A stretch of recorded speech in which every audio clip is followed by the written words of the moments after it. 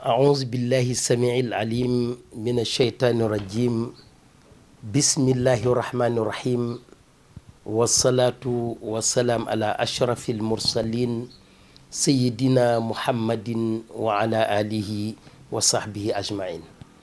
mbokk yi ni topp fii ci Tektal TV ñi ngi leen di nuyu di ñaan buur bi subhaanahu wa taala faj aajo yépp ci kàttanu buur bi dikkaat nanu ci seen juróomeelu jataay ci njariñu qul huwa allahu ahad allahu samad lam yalid walam yulad walam yakun lahu kufuwan ahad.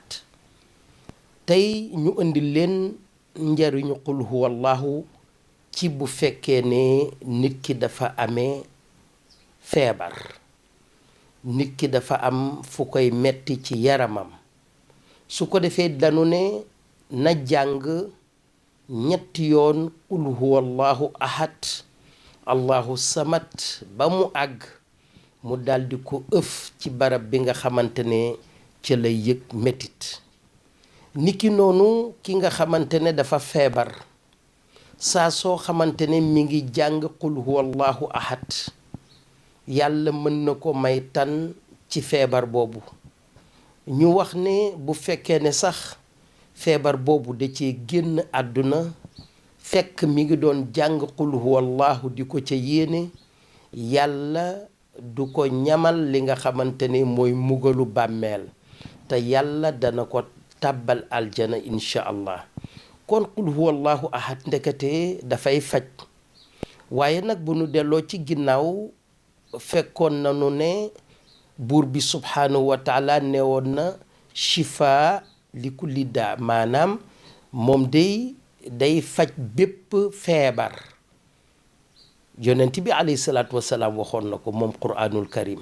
kon sunu ne nit ki bu feebaree na jëfandikoo qul huwa allahu ahad, li may faral di wax ñaan day nanguwul essayer, déedéet da ngay gëm ne dana la faj, nga gëm ne quraanul karim la, nga gëm ne mi ngi jóge ci borom bi subhaanahu wa taala. su ko defee nag nga jëfandikoo ko, yàlla daal di la may wér.